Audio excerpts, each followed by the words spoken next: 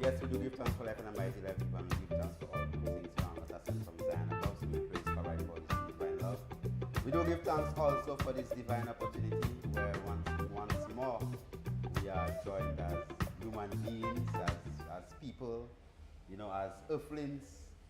We are all on earth, So most times, even in creation, people don't really realize that, that living, that they don't really have a responsibility for self. So here we are in a world whereby everything is going extinct, and yet still that we don't see that the biggest living being that's going into extinction specifically is what we will refer to as the man. So if you know that out of every 3 man, 2 of them get prostate cancer, and out of every 3 that get prostate cancer, 2 of them die. As we speak, in the past 8 seconds, every 2 seconds somebody die out of a diabetes related condition. Every 2 seconds. 1,000, 2 1,000, somebody just died. 3 1,000, 4 1,000, somebody just died.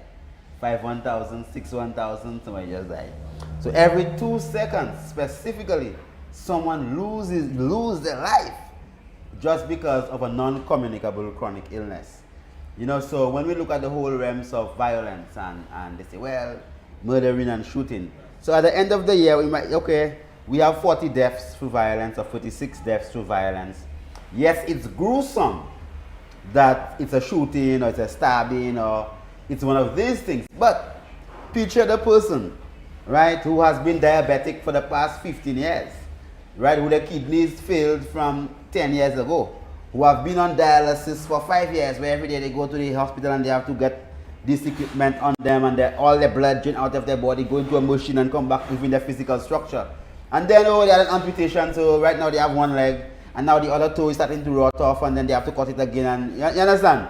So as we see the gruesome nature, even when a woman has breast cancer, where she has to get that whole breast removed, where that breast begins to decompose, right? When a woman has fibroids, her whole womb has to be removed, right? So when we look at the whole gruesome nature of death via non-communicable diseases, I think that we're supposed to have an emergency meeting when it comes to the whole aspect of all of our policymakers.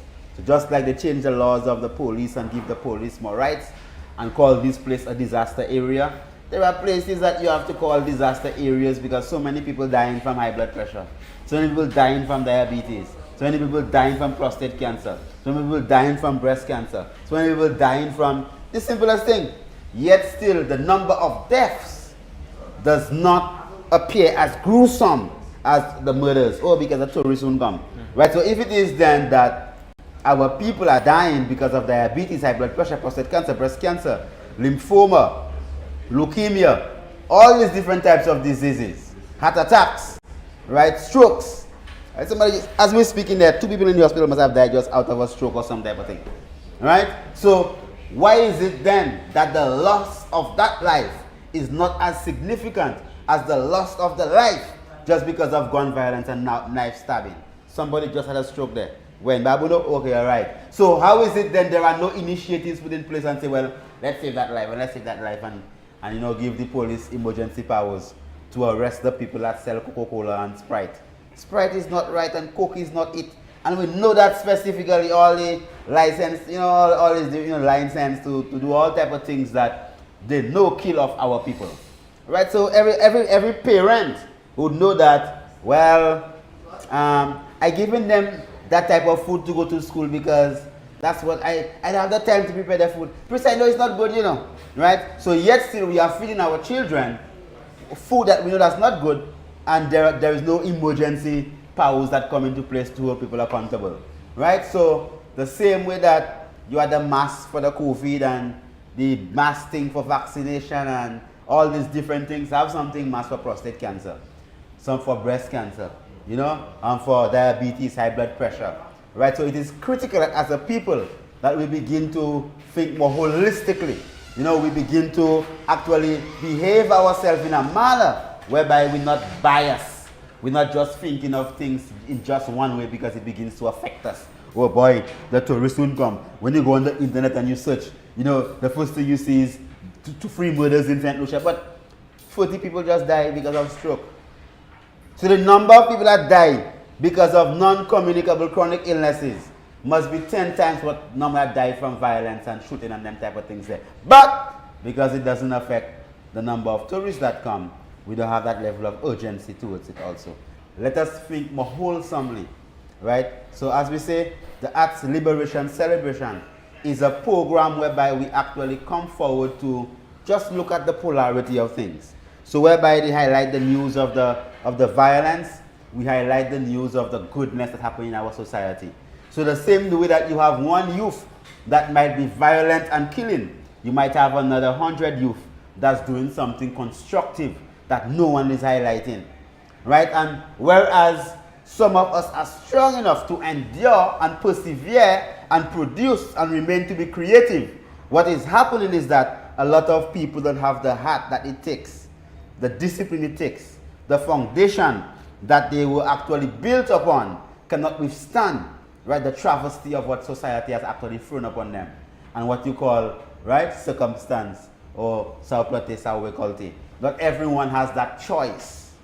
Not everyone has that choice. Oh, what was his choice? No. No. I mean, if it is that you have a rat living in the mountain, the rat can go and get coconut, everything. You put a rat in a box, and then that's the box that the rat can live in. And then you put 2 rats, 3 rats, 4 rats, then they must have to fight. You will have 5 rats in the mountain, and they have coconut, they have banana, they have whatever thing. No, them rats, they will never fight. Right? So we have created a system whereby we have a lot of people in a lot of tiny little places, and we call them ghettos, right? And yet still there are no initiative that has gone through to say, well, okay, let us have some affordable housing thing to, let's build a big thing here, so you have a little thing there, so at least we could give these people a semblance of what we call decency and life, right? So most of the areas in Viewfort where they say that the violence are, pass through Shantytown and you'll see. Why you feel they call it Shantytown? Why you feel they call the place Shantytown? Right? So for over the past, how many years, decades that, you know, we had a prime minister that used to be running down in Viewfort, the Honorable Prime Minister Kenny Anthony. He stayed there as Prime Minister for 10 years. Was it? About 10 years? Right? And he's been there for an additional 10 years. Or probably 15 years or so. So about 25 years. So what has that legacy actually produced? Right, so let us now say, well, where do we go from there? Right, so our problems of the diabetes, high blood pressure, and crime and violence, they are not happening now. These seeds were planted 20 years ago, 10 years ago, 15 years ago, 5 years ago, and they have manifested. So right now, the soil is putrefying. That's pus, and it stinks. And because it stinks so bad, you could stay at your home and you could smell it. Now it's starting to bother you. But all the time that it was the person that it was bothering, it was right there and they had the soil, they couldn't walk. That wasn't your problem. But now the soil now stinking so bad that you stay at your home and you're smelling it. That's how I'm saying your boboka santi. Oh, that's smelling now. Oh, you know, now you start to worry. All right. So let us see then how we could celebrate the goodness that our youth have to offer. Let us celebrate the births and not just the deaths. And when it is that we are beginning to account for deaths, the death of a diabetic who have been mutilated, who is blind, their kidneys fail, is no different than the death of some. It's worse because it's suffering. It's like somebody just there and they pull out the teeth. Ouch, and you're still there and you're leaving and you have to eat with one less teeth and you pull out the teeth and you have to leave and you take out the toe, then you cut out the leg, you know, and then you have to walk with one leg and finally, oh, people say, God, sir, Messi body, me say more, oh, he's in a better place. But he doesn't be in a better place, right? What are the policies that we're going to put in place, right, that these people stay in the right place where they're supposed to be, in the land of the living. So give thanks. Welcome to the Arts Liberation Celebration. I know definitely my introduction was a bit lengthy, and that was very deliberate because of the whole level of just perception, whereby we could just stop looking from the bottom and just look from the top, and you might see that your view is completely different. Honorable Prophet Edison, blessed. Blessed love, Honorable. Pleased once again to be here with the eye and to forward with the nation in a progressive thought, looking towards the health of the nation, looking towards the health of the individual, because it is each and every one of us that extend and make up the nation. So our health is just as important as the health of the nation individually. So every time we wake up and we have a lingette, a proper tea, or we invest in getting some herbs, we are actually benefiting the entire space, because through our clear thinking, through our clear intestines and our mood being more balanced, we create a better environment. And not only that, of course, for the parents, for the leaders, as we continue to feed ourselves and teach ourselves, we have other ones who are around us learning, who are adopting the lifestyle. So that is the other aspect of chronic disease, where it is literally taught to some extent, and here we are in the midst of correcting it in each and every one of our own destinies. So I'm grateful to be here with the Honorable, the Master Herbal Physician, looking into some great works, of course, that the young people have been putting forward and that we continue to highlight throughout this series of programs. Of course, we have quite a bit to discuss. We have the food of the day, we have the herb of the day. But for the moment, just giving thanks, we know a lot of the young people have been tuning in over the last few weeks. We've seen their presence, and we, of course, we're grateful for the level of engagement. And we're going forward with more youth-oriented concept that young people who are listening can benefit from. We've had the Vogue designers who've discussed really inspirational backgrounds, things that I think all of us can take home. And again, we're here to forward into the discussion with new ideas, more inspiration, more insights, and of course, with more health benefits coming out of this. So give thanks, Honorable. And as we continue to discuss, I hope that the policymakers continue to listen, because it is important, it's imperative that we as a whole, as a nation, look towards health. I mean, it is an island that we have. We don't have indispensable human beings. We're here to nurture ourselves and to flourish alongside the environment. So it is paramount that as we in the Helen of the West, in the Caribbean, we take the time to appreciate love what is around us, and that is indigenous herbs. Herbs that have been brought here by our ancestors, by people who have been living here for hundreds of years, maybe thousands of years in some instances. So that we're grateful for, and that's what we're looking into, Honorable. Give thanks for the moment. Thanks, my lord. So definitely, even before we go into the intercession, just go for the food of the moment, because the herb I gave them was the herb of life. It's the truth, the words. The man shall not live by bread alone. So you could just go into the food of the moment before our intercession and just give us a brief synopsis of who we'll be speaking to, and then we'll go into the intercession. Give thanks, Honorable. And the food of the day today is the burro banana, the macambu. I know burro banana is not really our word, so when they put it up, people get confused. But it's macambu, and they call it donkey banana. I think that's the translation. It is, it's from Mexico, or more Central America almost, that the plant originates. But the macambu, as we know it, it comes with many benefits, several health benefits, oftentimes negated.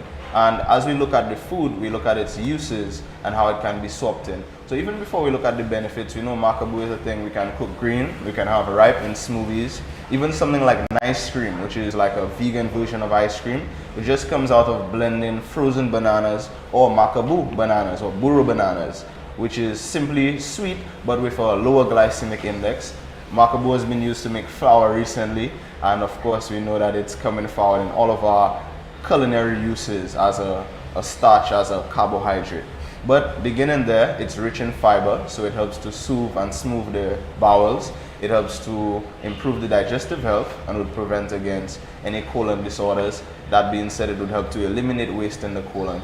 Also, it is rich in iron, so it prevents against anemia, which is more or less low hemoglobin count over a long period of time. So because of the iron content in the macambu, it would help to deal with that. And it's not only rich in iron, it's rich in magnesium.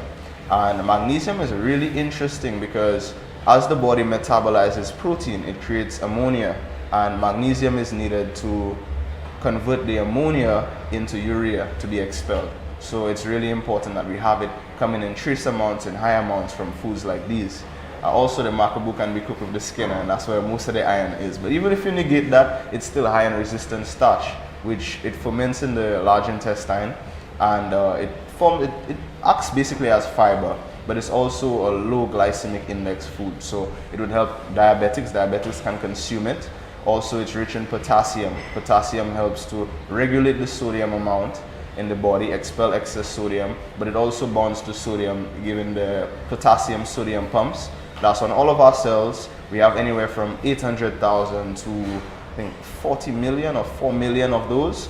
And it's really prolific in the body because that's what controls the movement of minerals into the cells.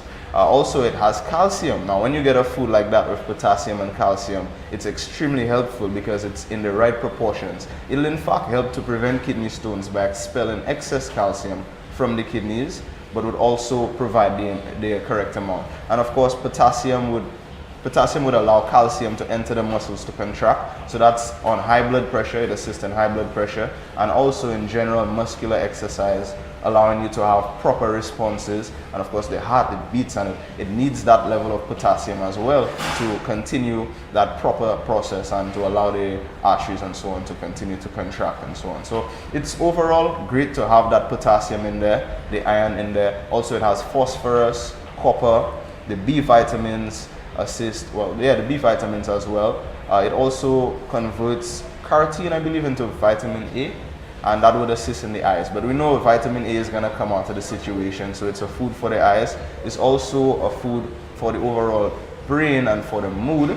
It contains two important components which assist in the making of serotonin and dopamine, which improve the mood. Those are hormones that we need to keep our mood lively. So that's extremely important, and for the brain as well, the B vitamins. So that burro banana, that makabu that sometimes we disregard, we put aside. Yeah, we see makabu flour, but maybe we don't want to use it. Of course, it's gluten-free, so some people are gonna use it, but everybody can benefit from it in one way or another, be it cooked, added into your rotis, added into your soups.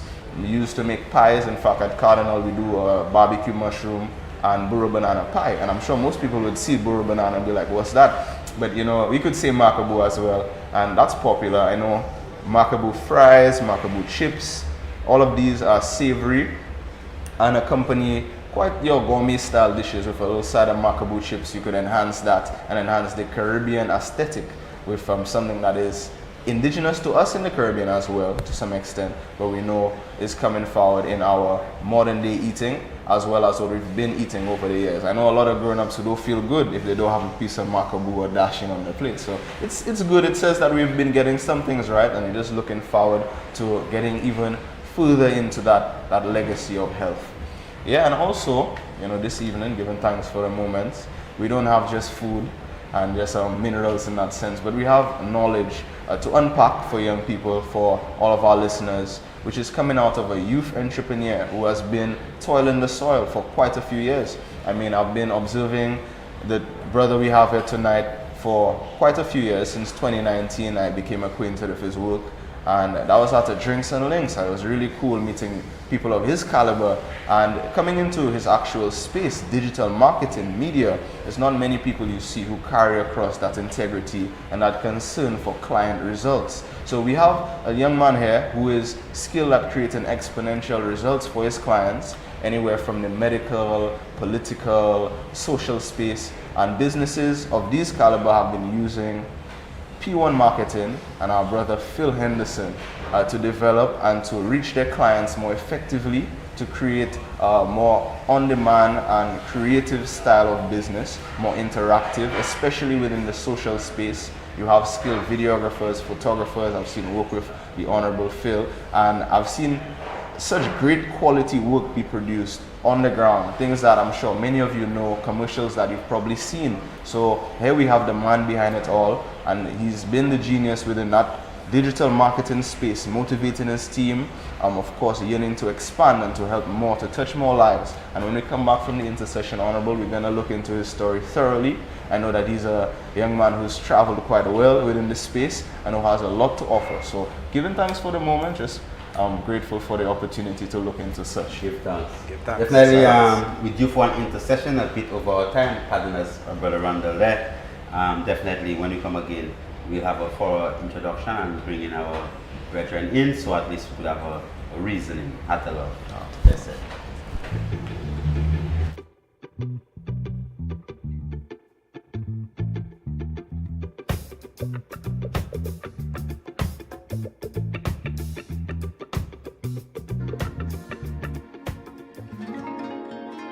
The answer is just like a natural gift that, you know, we have been able to extract out of nature in such a way that people can use it. Yeah, and in many different ways I'll use it. Use it in juice, you know, drop it in your juice same way. And, you know what I mean, in tea, same way. All different type of ways I'll use it, you know. Most times I take it in water, you know what I mean? Like, but you know, if you're ever on the road and you need to sanitize your hand, like, you know what I mean, with something that, you know, is like antibacterial at the same time, you know, that is one of the things they can use the answer for, you know. People try to incorporate the natural living into everyday modern life, you know what I mean? So it's a gift. You know, we give thanks is an answer, you know, for real.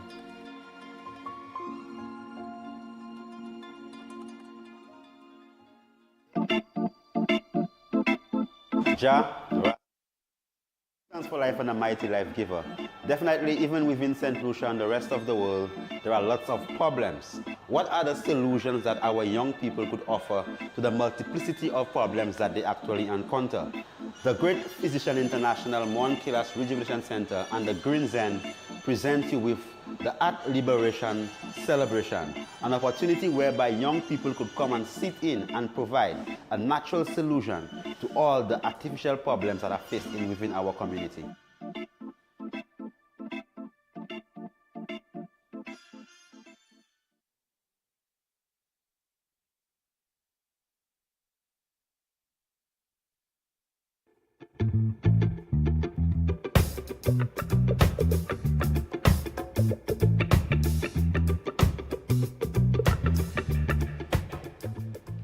Yes, we do give thanks for Life and a Mighty Life Giver, and give thanks definitely for all good things around us are sent from Zion above.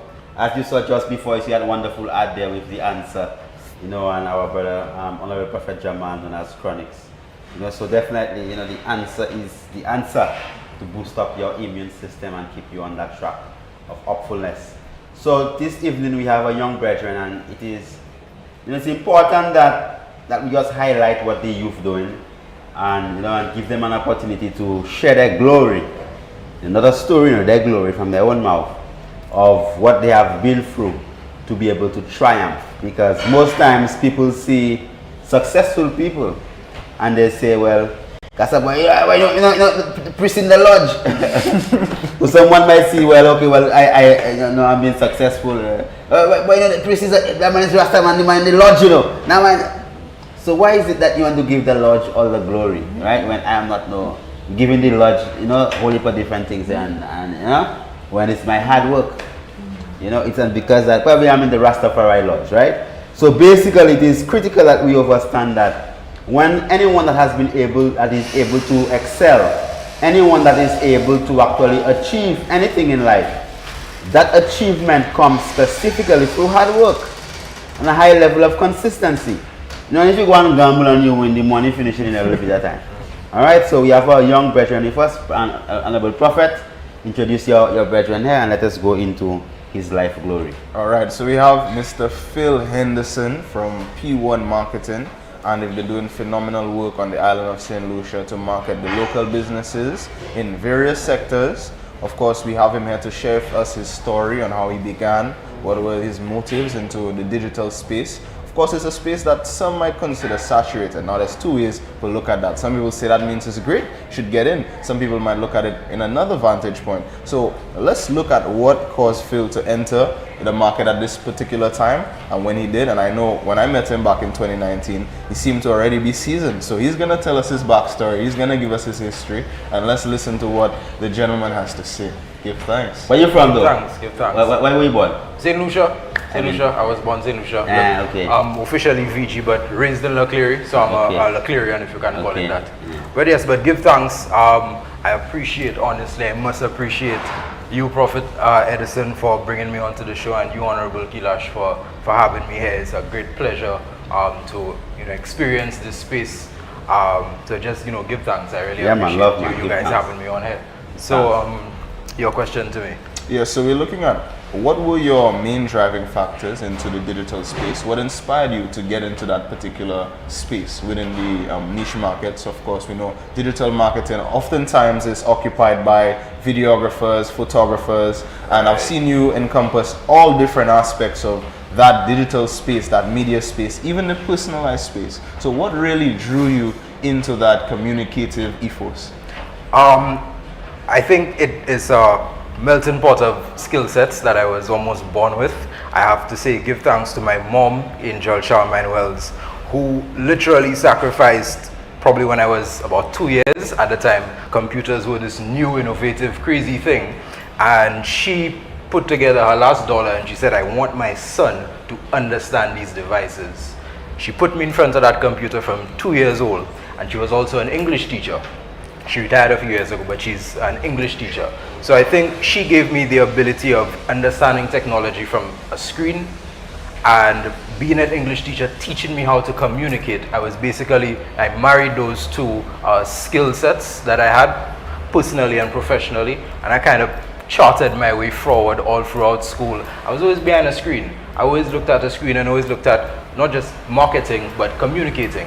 And then realizing, you know, I'm just so fortunate to be born in this time where digital marketing or digital communication is the main way that people get a message across. For businesses, we try to put what we would call a warm audience, or customers who are more than likely to buy your product or service in front of you, so they don't spend a lot of time wasted trying to find a product that they're in line with. And for businesses, you know, we cut out the time. We don't take you work for your own self? Yeah, so I'm the owner and managing director of P1 Marketing Solutions. That company started in 2019.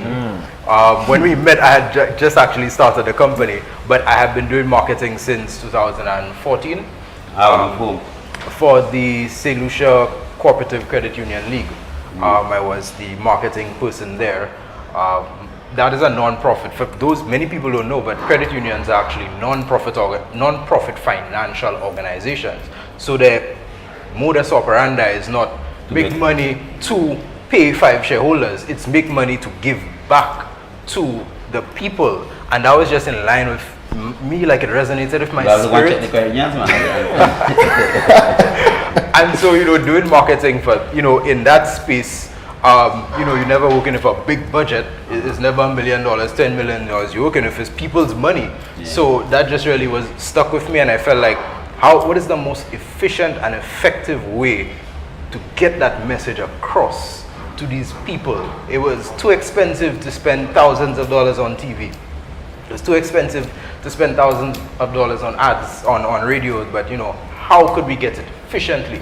And I stumbled upon digital marketing, and it was within my personal skill set. Again, back to me always being on a computer, understanding websites and how they work, and social media marketing. But computers have several aspects.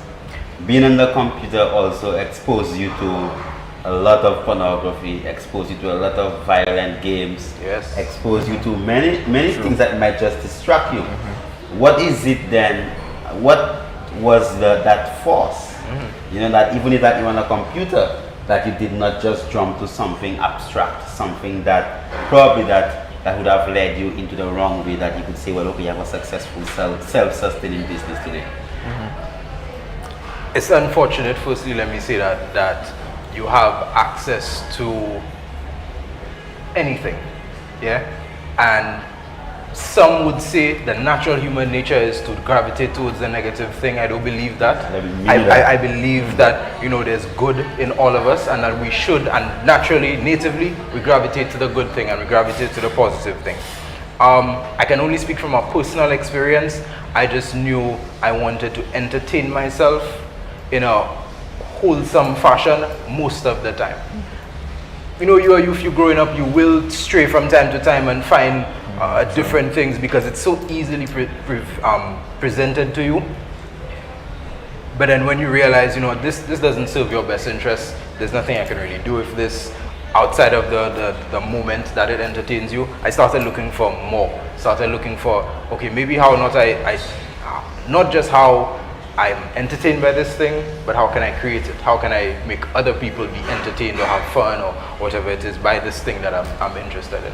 What was the first like loan sum of the first time you make a money in digital marketing? How much money was that? The first time you say you make a money, say, yeah boy, I make a money there. Let me see if I can make a money tomorrow again, and then you start to make a money and make a money. So entrepreneur to entrepreneur, I would tell you that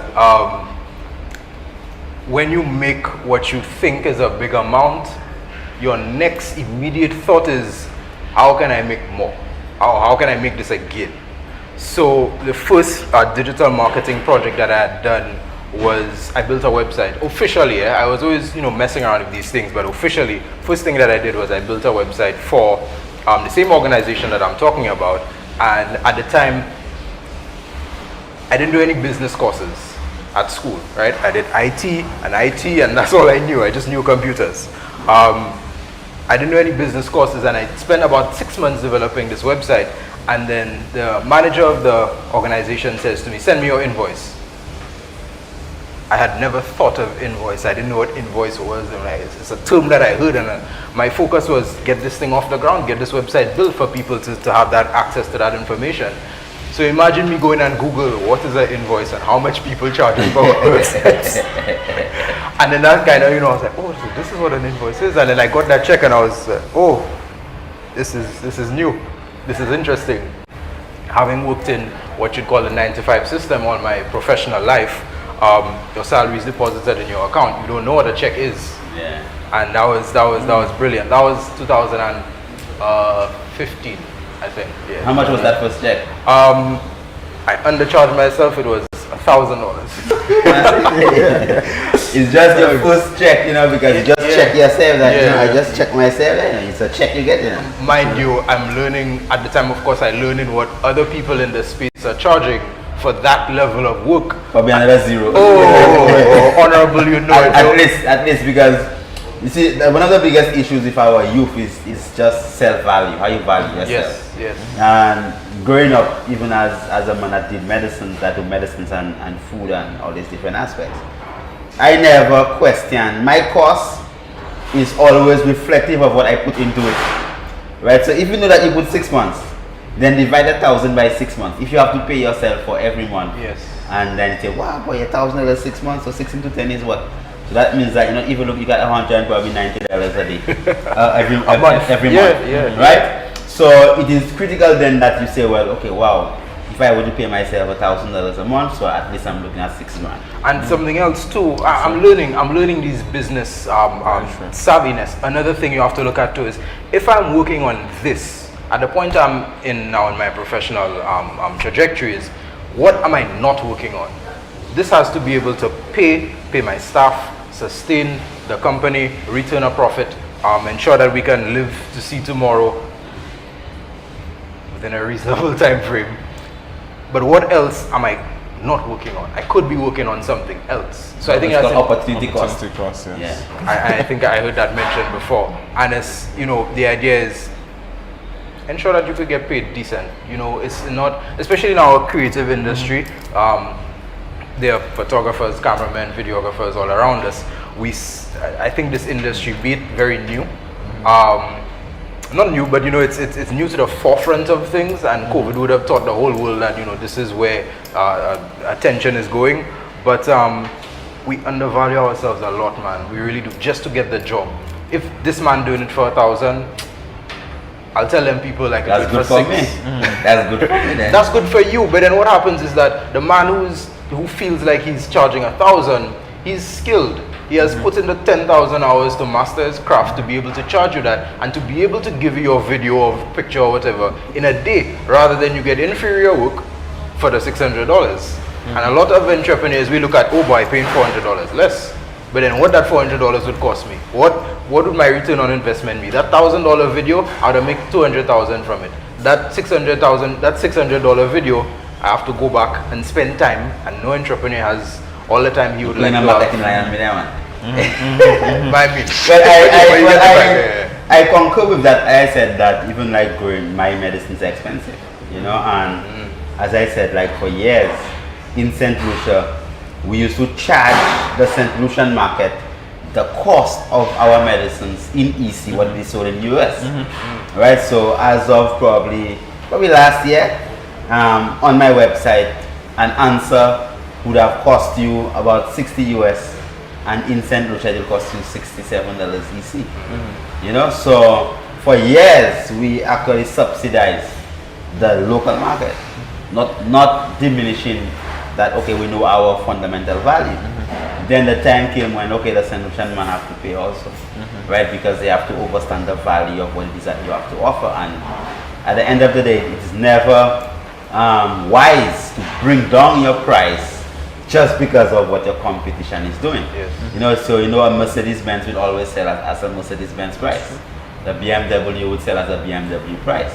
You know, and then a Nissan Sentra would sell as a Nissan Sentra, and a Toyota Corolla as a Toyota Corolla. But you have people that will just pay for the finer things. You know, so when it is that you are able to produce a product that's of superior quality, you know, even some of my ads I bring in people because of the type of camera that is needed. You can't find it here. So I want an ad that basically can play on any TV network anywhere in the world. Right, so then that means I have to get that level of quality of equipment, that level of quality of production. So then you just spend the money. So if it is that same power is down here in St. Lucia, right, it would save me the cost of accommodation, cost of plane tickets, cost of all these things, and then have that same, you know. So I would urge you, you know, that even if everybody bring on their price, hold your price, you know, because the price of things that matter, of things of good value, it doesn't go down, because you know that what you are giving that's the value of it.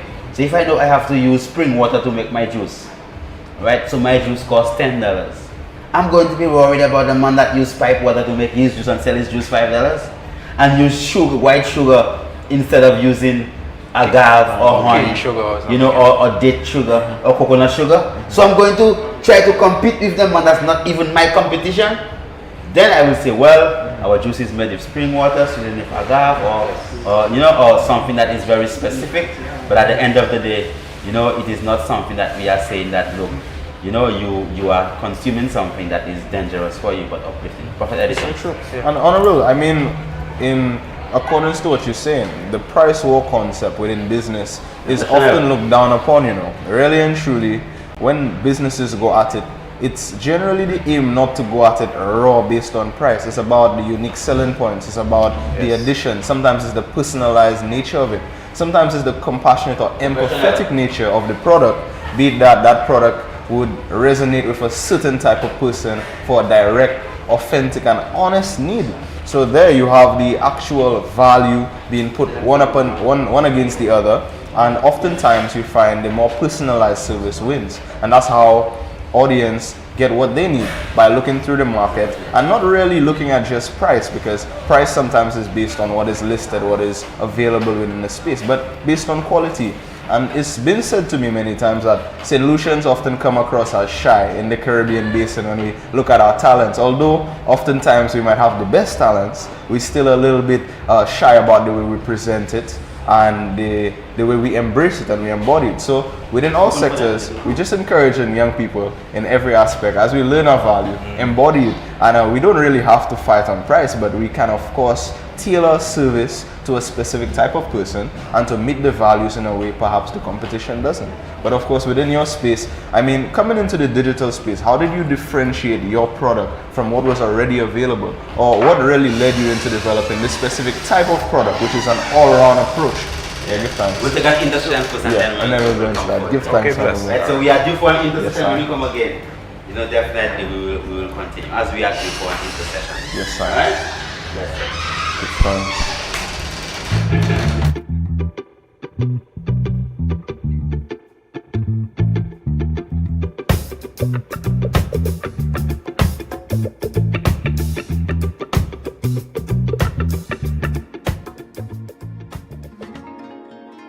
The answer is just like a natural gift that, you know, we have been able to extract out of nature in such a way that people can use it.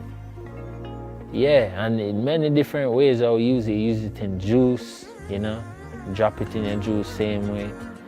And, you know what I mean, in tea, same way. All different type of ways I'll use it, you know. Most times I take it in water, you know what I mean? Like, but, you know, if you're ever on the road and you need to sanitize your hand, like, you know what I mean, with something that you know is like antibacterial at the same time, you know, that is one of the things they can use the answer for, you know. It's for people who undergo and people who are trying to incorporate the naturality into everyday modern life, you know what I mean? So it's a gift, you know, we give thanks, it's an answer, you know, for real.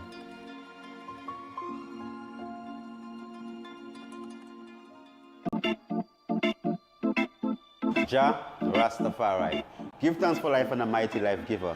Definitely, even within St. Lucia and the rest of the world, there are lots of problems. What are the solutions that our young people could offer to the multiplicity of problems that they actually encounter? The Great Physician International Monkillas Rejuvenation Center and the Green Zen present you with the Art Liberation Celebration, an opportunity whereby young people could come and sit in and provide a natural solution to all the artificial problems that are faced within our community.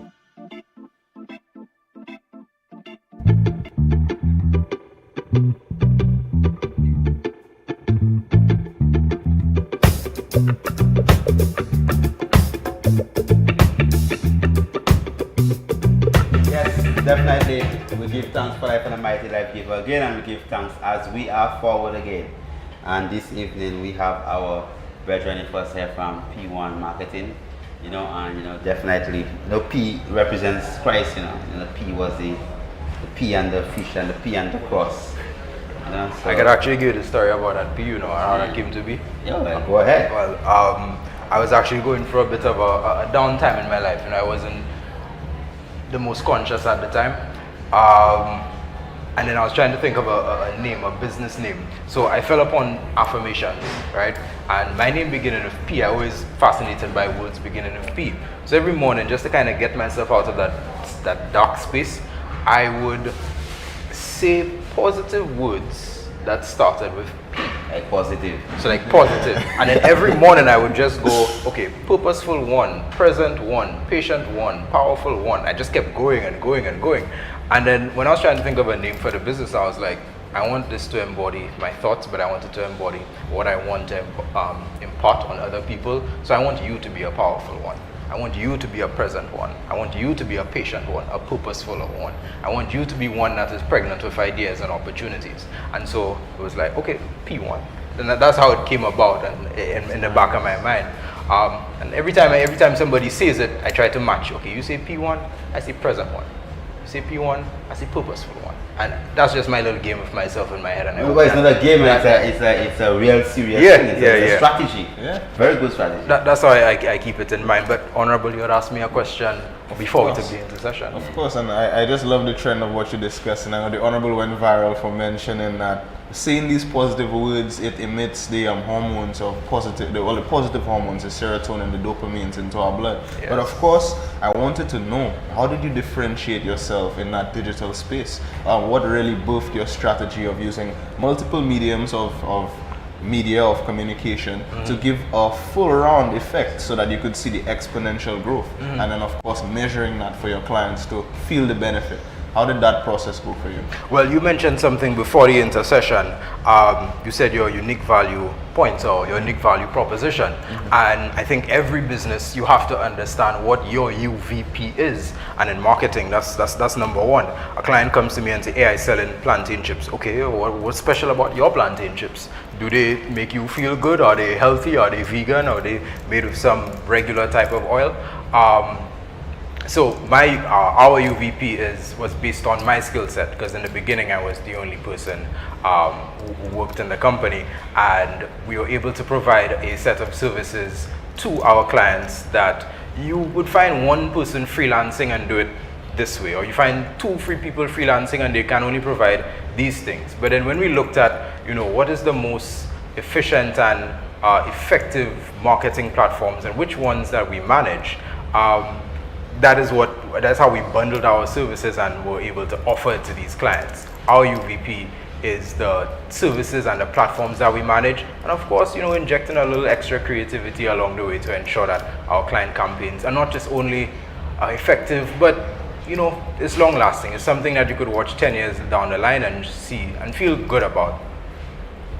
How do you see your model of success being a black print, for other youth, like so the man that living down there might say, well, boy, my mother couldn't put the 1 cent and 2 cents to put me in a computer, in front of a computer from 2 years, but how can you then say, well, what model do you feel that your life's glory could actually set that black print that someone else or a group of people could actually follow, that could maybe direct 10 people, 20 people, one person from that road that would lead to sudden destruction? I think, honestly, Honorable, if there's one person who listens to me throughout my entire life and they find success, they find peace, they find prosperity in the way that they want it, I did my job. Just one person listens. A person P. I think for me, the most important thing is where there is a will, there is a way. I gave a speech, I think about 2 weeks ago at the Grosley Human Resource Development Center to a group of budding entrepreneurs, and most of them, to be quite honest, they were very scared. They were very scared, and of course money is always an issue. I didn't start my company with any inheritance. No bank can say that they gave me any loan. It was just me on my grind. Like, that's just what I wanted.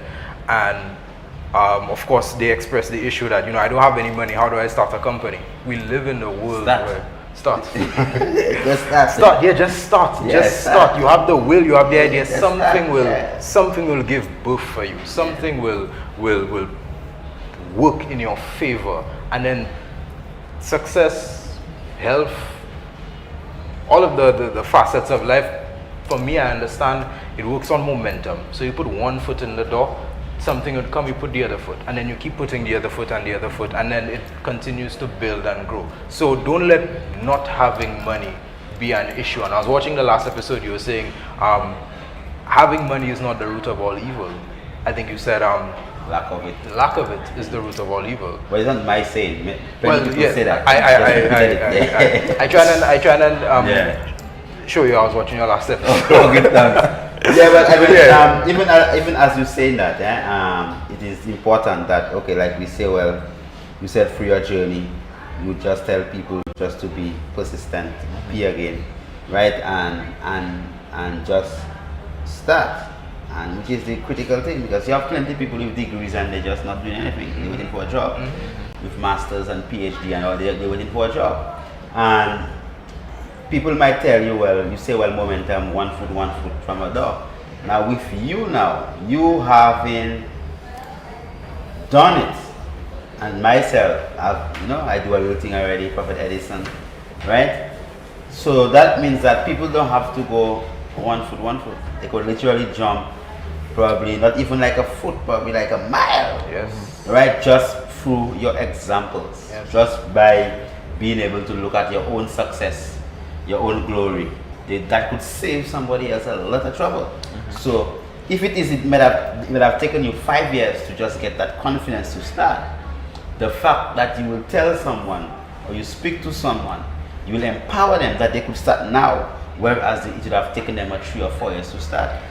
Now, it would be remiss of me, being that we manage social media platforms for our clients, it would be remiss of me to not mention to whoever wants to start, that budding entrepreneur, utilize social media. Utilize social media. Yes?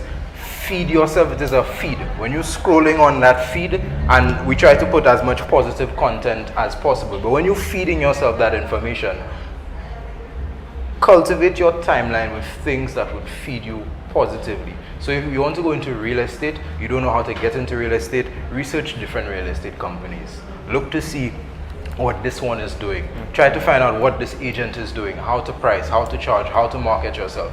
Utilize the platforms that are there, because for people like you and I, we give that information freely. Some charge, okay, great. Some give it free. And again, we are so blessed to be born in a time where information is omnipresent, right? You can find it anywhere. You can from the University of YouTube, you could get your degree on any topic that you want. So just use the channels that are there to educate yourself. And I mean, TikTok, when you look at what's really erupted in this space, there's a lot of DIYs, a lot of complex things you would think took so much effort. People showing you, hot glue gun, a piece of wood, and then all of a sudden you have a unique structure which serves a purpose in the household, or maybe a different way of doing something that we could actually benefit from and that could be monetized. Maybe it's happening in the Philippines, it's not happening here as yet. So in the same way, the social media gives us a space to latch onto trends and be the first ones in our market in some instances to be in that niche or to have that particular style of product. And also just the confidence in what we want to do. As we visualize things, when we see it, we know that that is the direction we want to go into.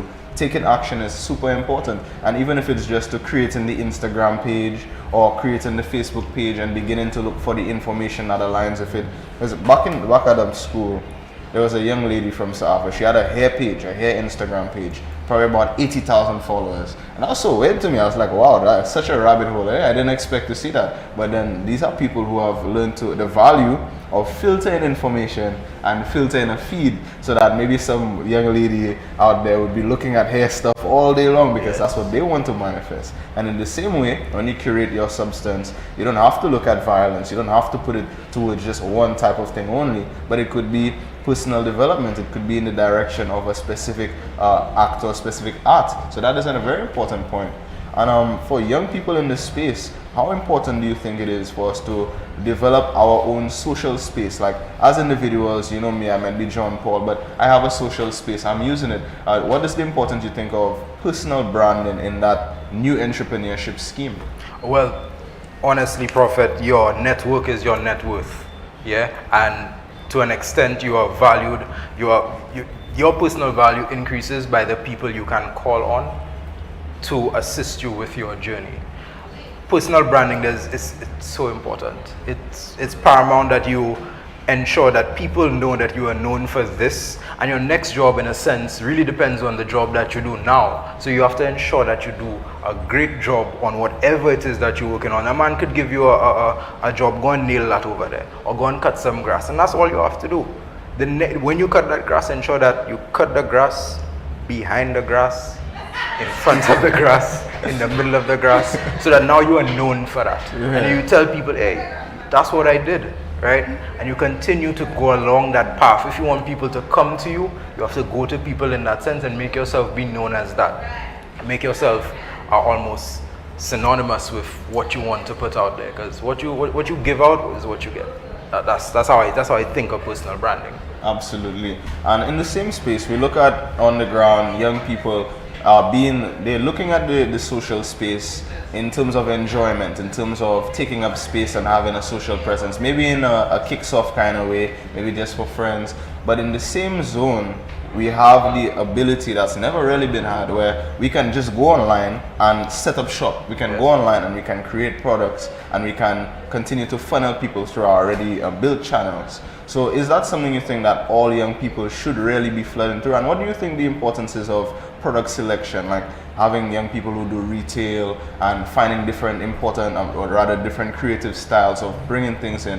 How important do you think differentiation is of finding that level of unique product in that space?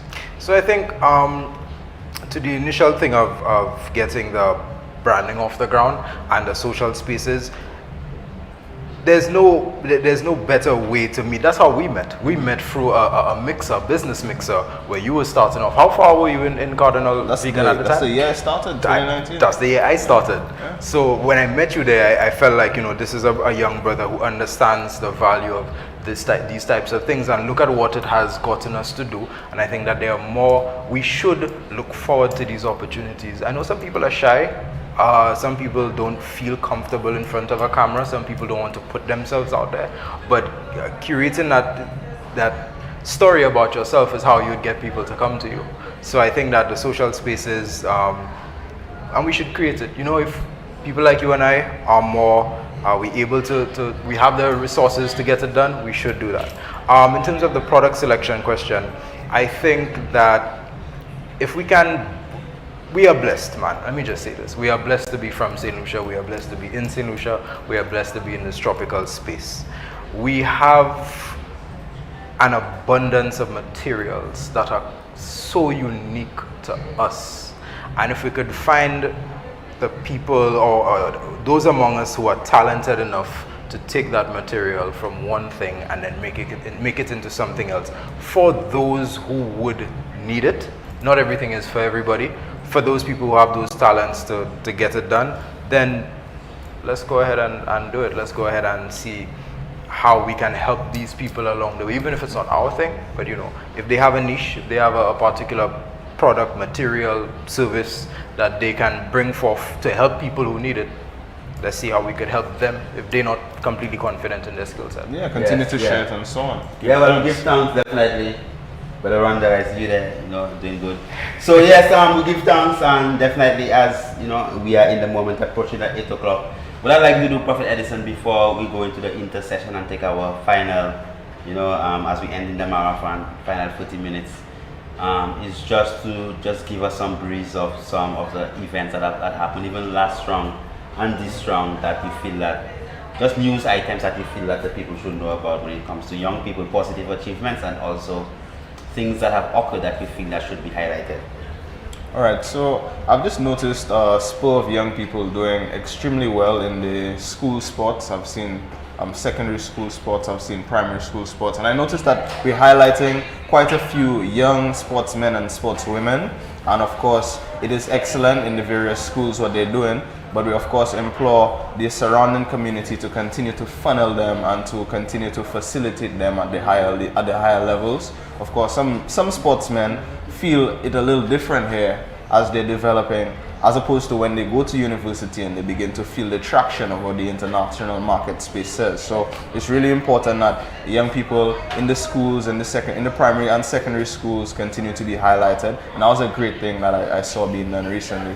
But apart from that, there have been quite a few, well, there's some good to revel in. I noticed in Dennery quite a lot of work was done. And it started with noticing a call for more RSS officers from our PM. And I figured that was due to some sort of good work. And then shortly after, we saw a big bust in Dennery. And Dennery was already troubling because last year, I mean, it was almost every day somebody was getting shot in Dennery. It was really weird. And to see some sort of requisite justice come out of that, at least at this point, it still speaks to progression in the on-the-ground work. And I mean, it must provide comfort to the residents. There were people linked to the sale of crack cocaine that got taken down. And you know, crack cocaine is a crazy thing. That's the type of thing that makes somebody sell the clothes off their back, sell their vehicle, sell everything. They don't wait until they get paid, everything going. And you know, to have them type of things taken out of the community, it must be a relief from, well, to some of the people and probably to the entire community, what was going on. To humanity. Yeah, to humanity. And additionally, in that same article, there's a popular businessman I noticed who was involved. So it's good that in some way we're filtering out some of the wrong that is in the community. We noticed the regional security service coming to be a great help.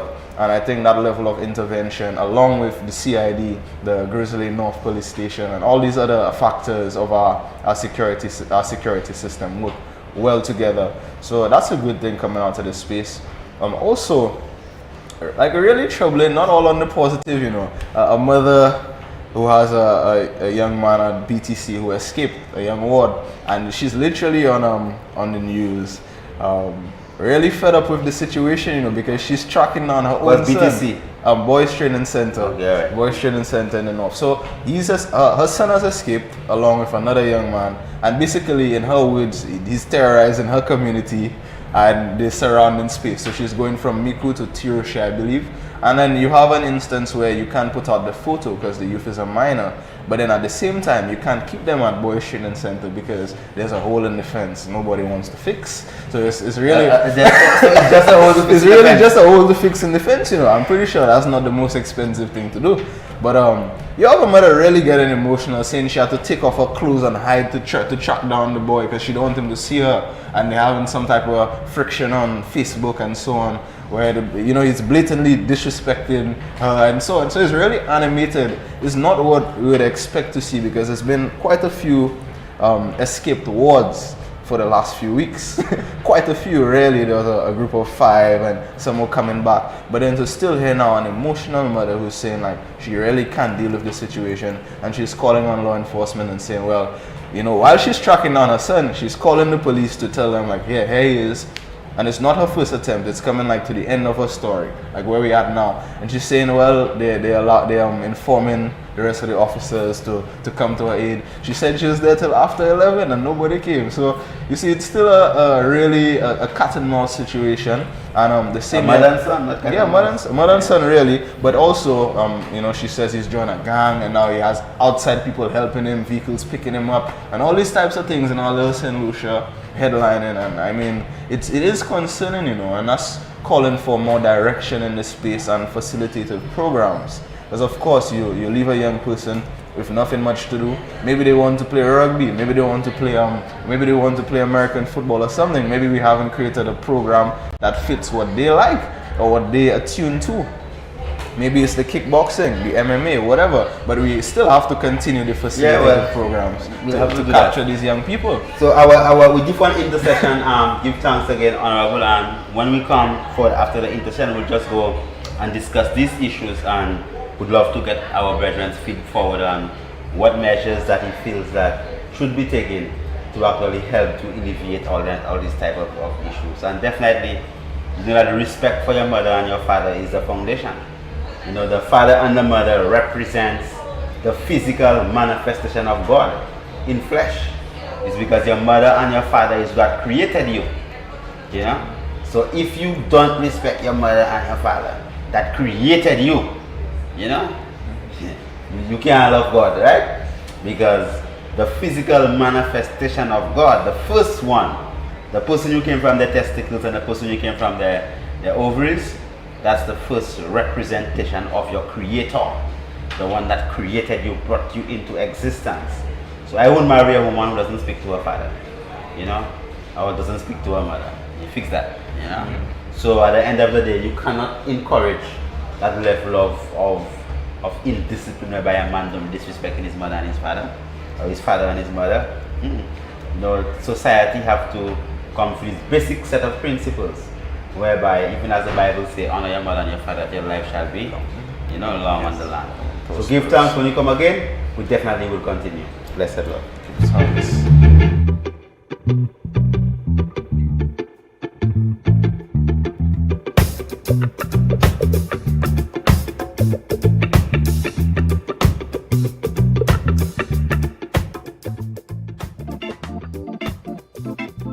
Jah Rastafari.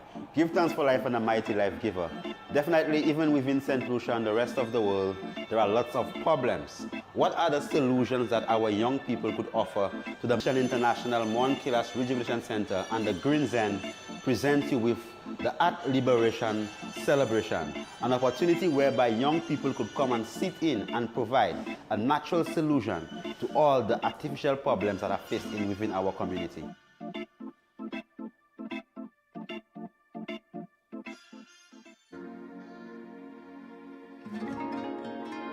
The answer is just like a natural gift that, we have been able to extract out of nature in such a way that people can use it. Yeah, and in many different ways I'll use it. Use it in juice, drop it in your juice same way. And, in tea, same way. All different type of ways I'll use it, Most times I take it in water, But if you're ever on the road and you need to sanitize your hand, with something that is like antibacterial at the same time, that is one of the things they can use the answer for, It's for people who undergo and people who are trying to incorporate the natural living into everyday modern life, So it's a gift. We give thanks, it's an answer, for real.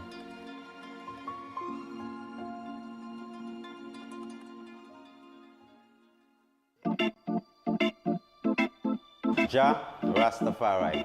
Give thanks for life and a mighty life giver. Definitely, even within St. Lucia and the rest of the world, there are lots of problems. What are the solutions that our young people could offer to the multiplicity of problems that they actually encounter? The Great Physician International Monkeylas Rejuvenation Center and the Green Zen present you with the Art Liberation Celebration, an opportunity whereby young people could come and sit in and provide a natural solution to all the artificial problems that are faced within our community.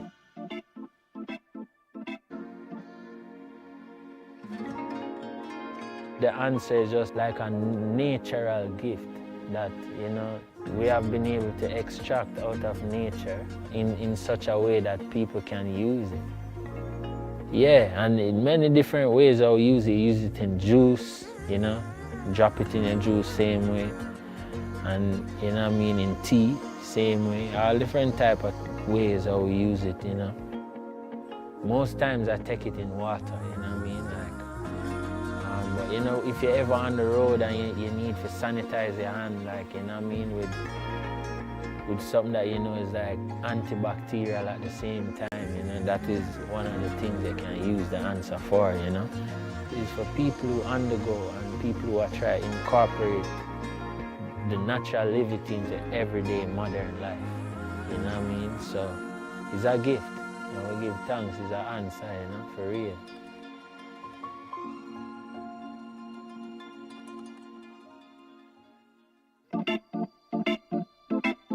Jah Rastafari. Give thanks for life and a mighty life giver. Definitely, even within St. Lucia and the rest of the world, there are lots of problems. What are the solutions that our young people could offer to the multiplicity of problems that they actually encounter? The Great Physician International Monkeylas Rejuvenation Center and the Green Zen present you with the Art Liberation Celebration, an opportunity whereby young people could come and sit in and provide a natural solution to all the artificial problems that are faced within our community.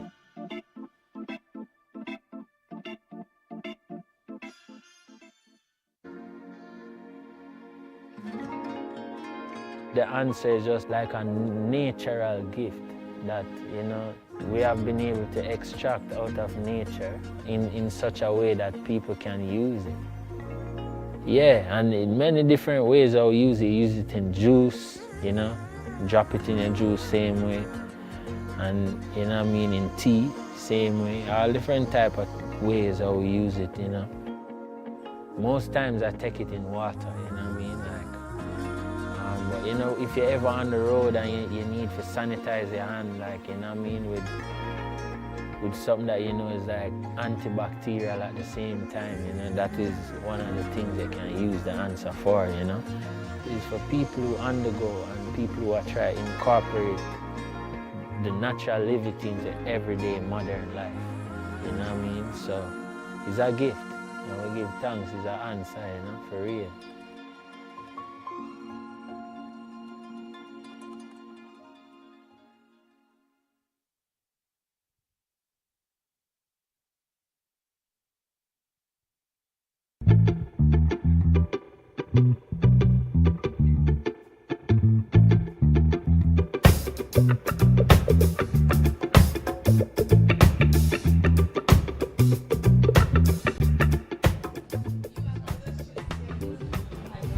Yes, give thanks for life and a mighty life giver. Give thanks for all good things around us are sent from Zion above. So we praise Farai for his divine love. Give thanks as we are here once again. And this is the opportunity that we have to just address some of the issues that we were actually discussing. So, we heard some of the issues you said in the schools and BTC, what is referred to as, that's not borderlay, are you talking about? Boys Training Center? Boys Training Center. Okay, and there's a little hole in the fence that people always just sneak out of and that cannot be solved. Apparently, it's been a few weeks we're hearing wards escaping Boys Training Center. It's a few weeks, like more than 2, and some are being brought back, but for it to reach the point where news headlines is a concerned mother, and she can't even deal with the situation at the space because the young man has escaped again and he has another young boy, and so they're stealing to get enough stuff for them to deal with. And of course, these are minors, so you can't put them on any sort of wanted post or put them out there on the media. They have to be protected because of their age. So, of course, residents, these are residents of St. Lucia, these are nationals, and they're calling upon the institutions to do better in safeguarding the young people who are in that space. But what we really want to push forward to is still a progressive... But it was still it was from that same institution that a youth escaped and murdered an elderly sister, right? Yes, Honorable. Correct. Yeah, okay. Right. Correct. And there've been breakouts since then, where a few of the wards are brought back in. Some of them actually return on their own time, like they just return to the facility on their own because perhaps they've finished doing what they wanted to do and so on. But it doesn't really make ethical sense for a government-funded space or agency to have a hole in the fence, especially something so important as security. As you safeguarding your elderly, you safeguarding all the hard-working people going to work 9 to 5 every day who might get confronted by a young person who has been on a spur of unfortunate events, doing things that we would not like for them to be doing. But of course, we have a hand in preventing that. When you get a young person out of facility and so on, the goal is to keep them and to rehabilitate them. Are we even putting enough emphasis on the rehabilitation factor? Because the young people must feel loved, they must feel valued, and they must feel a sense of importance for them to consider changing their behavior.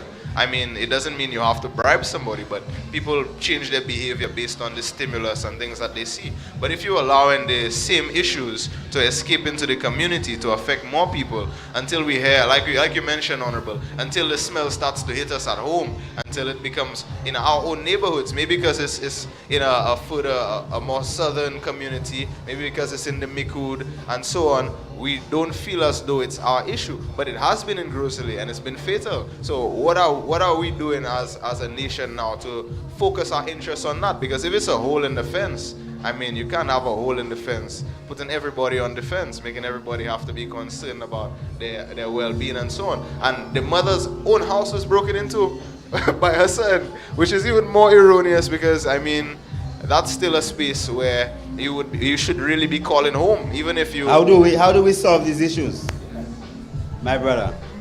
Once again, I appreciate, the opportunity to speak. But to your point earlier, Honorable, I think that all these issues are social issues. We cannot look at them at the point of impact when the crime is committed, when the hole in the fence is exploited. We have to look at what is taking place in the home. And a lot of, even though that you have a mother present, or a mother at home, and a father at home, or older brothers and sisters around, are they present, and are they positively present? What are they doing to contribute to that child's holistic development? Are they setting a good example, and where are these kids getting their examples from? If they don't have what is positive to them in their immediate space, they will go, like we were talking about earlier, they will go online and they would look for whatever they think is a true representation of who they want to be. So to your example earlier, Honorable, this boy has joined a gang. That's unfortunate, but I mean, that's who he wants to be. He wants to be seen as somebody. That's who he identifies as. And we have to look at the social programs. I cannot say truthfully that we have no programs. I've spoken to people. There are programs in place, but the problem is we don't have enough visibility on those programs that are available so that people who need the help can take advantage of it. The other issue to that as well is the stigma. You have the stigma of, when it comes to mental illness, when it comes to just regular illnesses, when it comes to, or maybe, socioeconomic issues, for somebody to come out and say, I need the help.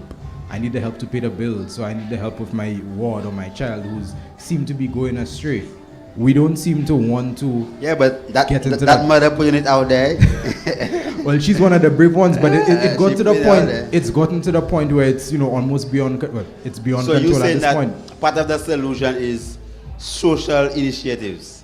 You're saying, well, what we need to do is to outlay them, make them more visual. Yes, make them more visible, and get into the communities to help. It's not only when you need a vote from somebody, you go in and knocking on their door. How about we do some door-to-door activities where we go and knock on doors and go and ask questions? When we want to know how many people live in a house for census, we go and ask them, well, how much you making, where you working, how many people in the house. But we could also say, what are the age ranges of the children that are there? What are their education levels? Are they doing well in school? What do their teachers have to say about them? What their friends have to say about them? And that is curbing the problem from them. Like you mentioned in the introduction, Honorable, the seed was not planted. The seed didn't bear today. The seed was planted 10, 15, 20 years ago. That seed, bad seed, was not that child of, but these bad seeds being planted. Yeah, but they are bad before. children. Well, yeah, they are bad There's children. no apology about it. There are bad children. There are children that behave badly. Yes. And it is the recognition of, if you have fruits in a bowl, and they have one bad fruit rotting, we say, oh boy, that fruit is not rotting, it's just a fruit, it's a little thing, and you leave the fruit among all the other fruits, and all the other fruits they're rotten. Right, so if you have to probably take out the rotten fruit, cut a little slice of it, or dehydrate it and make something else with it, then at least, so even like as you said, then I see like a job for you one time in that, because you say, well, put it in their face, and that's your job, putting things in people's face digitally. Yeah. So what can be done like digitally then to the existing social programs that are available? Other programs that you feel that can be done, or even like good words, like peas, as you were talking about a while ago, that you could put forward in that same kind of digital marketing kind of thing, whereby we begin to market goodness, we begin to market rehabilitation. So this is what the Art Liberation Celebration is doing, We are marketing goodness. Right, so how then in the digital space that we could actually begin to inculcate these type of things, put these types of practices in place whereby you have an algorithm built upon goodness, right? Not on sexuality and violence, but an algorithm built upon love. Yeah, and also, Honorable, we have companies who we see, they show their interest in their own business by putting up billboards, by putting out paraphernalia. But as a people, are we serious enough about programming the young people that we actually begin to invest and put forward things that would actually send that message? So, of course, we have our audience here. They're sitting here with us, and we're grateful to have them. But we want to know, what are the things you think that should be out and should be put in front of the young people to change their mind? What are the type of ideas you think young people would gravitate to that are positive, that they could see in front of them in the digital space? Yeah. One of the things I believe that... Put the mic zoom up, yeah. Okay, sorry. One of the things that I believe that we as the youth can do to change the mind of our own is to be each other's motivation. We all here have accomplished great stuff in life. Let's sit down with like-minded people like ourselves and tell our brethren and citren, that, hey, if I can do this, you have the capability of doing that. And if you need the assistance, the guidance, I am here to provide such guidance and such assistance to you, because the support systems are there. It's just that sometimes we as youth, we believe that we are on our own, where we are not on our own. We have a community of like-minded people to assist us, and to guide us and to nurture us, both ourselves, our mentors, like Honorable Pitch Kailash, who has, done many great stuff. So we just need to come together and pull up each other, especially we as men, because I believe that there is a crack, that is growing, like an earthquake, splitting us apart, as men. And we need to come together and rescue ourselves from ourselves. Because if we do not do that, there will be nothing left of us, So we need to, it's an emergency, and we need to make it happen. 911. 911. Okay, definitely. Give thanks. Honorable, you want to share a word? No. Yes. She wants to share a word. You can't come in the den and then you silence. You have to say something uplifting. I think it's a lack of love from the homes, and we'll probably look at the young children. Because even me, like from the community, our community, I would go on the block and I would speak to the fellas. And most of them, they just don't feel loved. And then their parents ignore them. Well, especially when they're not academically inclined, it's like all hope is gone. From that point, all hope is gone. They start to beat down on them, so then they take some other way. So I think it's just injecting love into our people. And it's not just the young people. I think the older people, they need therapy. It has a lot to do with the older people because they're the ones discouraging the young people. So as much as I can go to this 15-year-old and give him encouragement, in the moment he might feel good and he might feel like he wants to do something different, but when he goes home and his mom bombards him with whatever, you know, it's like he goes right back to the block and he forgot everything I said. There's only so much you can do with the young people if those before them are not planting good seeds in their lives. Yeah. I think to add to your point, we need to take a look at the education system. We are in the Caribbean, we only have a few subjects that children are exposed to, and if they do not excel to the parents' satisfaction at those subjects, we disregard them, right? Because you don't get 100 in mathematics and history and biology and physics that may not be of any interest to that particular child, then we disregard them, to your point. So I think it takes a hard look into the education system. We need to take a hard look into the education system, diversify, expand a bit so we can introduce our kids to new things, to exciting things, so that we can, you know, take them off the streets. We can interest them. If they get interested in things that they can find a way to feed themselves off of eventually, then... You have a child already? Yeah, I have a daughter. She's 11. She's writing CPA in 34 days, I think it is. 45 days. So yeah, so I'm excited. I'm excited for that. Give thanks. Thanks. Now, you know, it's really interesting, the feeling of being alone. Like, I recently found out that about 20 decades ago, 20 generations ago, a generation typically being like 25 years, it took over 1 million people for each of us to be born. Because, you know, we have 4 grandparents, 8 great-grandparents, and it's an exponential growth into the past. And even the fact that a woman is born with all of the eggs that she's going to have for a lifetime, and so was her mother. And that goes back eons, really, to think that most of the time, our genetics, whatever we have here, is extremely valuable. It's something that comes back from hundreds of years ago of people meeting people and, you know, moving forward in love to produce us. So we actually are, you know, really important in this space. And the young people, of course, they go into gangs because the gang culture is a family culture. Everybody knows that if you're in a gang, you're not going to let somebody mess with somebody in your gang. You genuinely see the importance. Loyalty. Loyalty. Now, these are things that parents, of course, need to reintroduce into the discussion. That when a parent is culturing the child, that they could let the child know the genuine importance. That, you know, as a mother, as a grandmother, you're just as connected to the child. The child might be close to the beginning of the experience and you might be close to the ending of yours, but you understand that it is a human experience, that it is not so different, that, of course, given the right circumstances, the right energy shared, the young person could be as intelligent as they need to be. So we really don't lack anything. And of course, we need to see more positive programming coming out of our space. And of course, we see quite a few diverse areas young people might want to get into. But in addition to that, what do you think is the kind of programming that we really need to put forward to the young people themselves? Like, what do you think that the young people need to hear for themselves to even though they may not be academically inclined, but see the value in the experience they have in? Yeah. I think we need to teach them that they matter. We need to teach them that they are important, irrespective of their academic performance. We need to show them that even if you do not get X grades or Y grades in this particular skill set, that we can empower the next generation to go and look for what enlightens them and what is in line with their true purpose and in fulfillment of their spirit.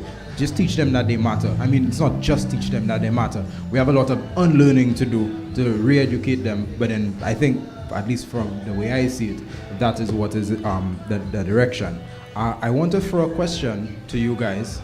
You spoke of the past and what was happening eons ago. Perhaps let's take a look at the future and what's coming, what's now, and what will be here very shortly.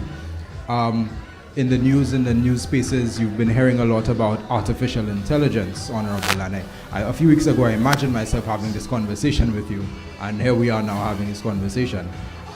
What are your thoughts about artificial intelligence, what it brings to the nation, what it can bring to the job market, how it would add or create or take away jobs? Well, it's not really artificial intelligence, it is more human intelligence packaged artificially. So it is basically taking all human experiences and putting it in a package. Yes. So it's not something artificial. So a computer only spits out what you put into it. So it's just like a child again. Right? So if it is then that we understand that even if the whole aspect of children, that a child will begin to reproduce, it's like a record, it's like a parrot. You're talking to the parrot and you're using good words. The parrot says, I love you, I love you, I love you. If he's in curse towards the parrot, they say the same thing. So even the households where the child begin to replicate is what they are exposed to all the time. So when you look at artificial intelligence, it's basically what you feed into these computers, right? What you feed into the machine, it's exactly what you're going to get out of it.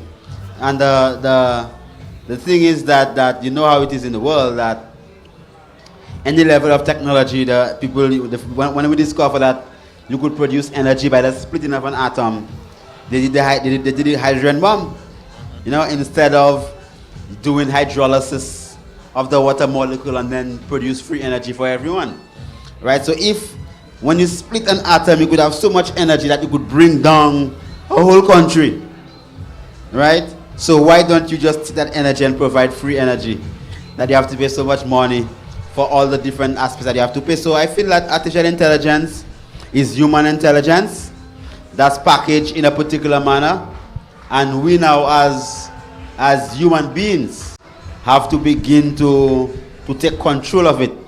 Because if it takes control, you've seen Terminator 1, Terminator 2, Terminator 3, and this is something that the so-called technological people are saying, boy, you could have a Terminator thing where you're coming from the past and where the machines take over. But I don't really see it that dire. I think that it's human intelligence, that we have to ground ourselves in it in a manner whereby the output is something that is positive. So we are about to seal up. We have about 2 minutes remaining, so we'll just take the closing remarks from Honorable Professor Edison, then from yourself, and then I'll just seal her in this moment. Well, give thanks, Honorable. I'm grateful for such a lovely program and for the engagement from our audience and from our feature. Let's not forget that, the Sir Arthur Lewis model, the model of operating in spaces of high volume of labor and low resources, is what birthed the Asian miracle, is what birthed Singapore and Hong Kong and all of those markets. So let's remember that it is the development of our people. As much as it is capitalism, yes, you must make a dollar, but the empathy is where we begin to see the exponential growth. It is in the teaching that there is learning. So grateful for the teaching from the master herbal physician, not herbalist, but grateful for the eye and grateful for our future, all of the words of encouragement and for our young people, and also the suggestions, the natural suggestions to the artificial problems. Give thanks. And my brother, quickly. All right, I would like to give thanks once again, Prophet Edison, give thanks to Honorable Prisky Lash and the vegan restaurant, the Green Zen, for having me here today. I appreciate it. I was able to share some knowledge with those, and I hope that my messaging, our messaging here is able to impact somebody positively. If you focus on that journey, focus on yourself, focus on your enlightenment and your self-development, you will go very far. Honorable Prisky Lash, on a note to you personally, keep doing what you are doing, King. It is very important in the society that kings like you are able to do what you are doing, so that people like me can do what I am doing, so that the next generation to come will fix that hole in the Boys Training Center. In the fence. Yeah. So give thanks again, definitely, and we give thanks for all of you that was present. Give thanks for the Green Zen for having us. Remember, at the Green Zen, the ultimate plant-based experience, Come and support us by supporting yourself. Come and visit. I have some wonderful plant-based cuisine. Definitely give thanks again, and give thanks for our technicians behind the cameras. All heart of love, Jah Rastafari. Blessed.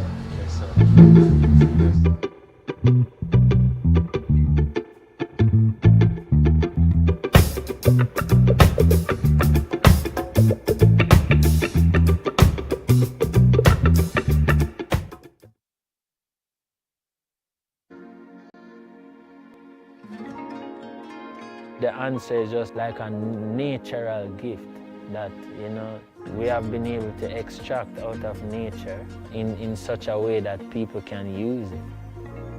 Yeah, and in many different ways I'll use it. Use it in juice, you know, drop it in a juice same way. And, you know what I mean, in tea, same way. All different type of ways I'll use it, you know. Most times I take it in water, you know what I mean? But you know, if you're ever on the road and you need to sanitize your hand, like, you know what I mean, with something that you know is like antibacterial at the same time, you know, that is one of the things they can use the answer for, you know. It's for people who undergo and people who are trying to incorporate the natural living into everyday modern life, you know what I mean? So it's a gift, you know, we give thanks, it's an answer, you know, for real.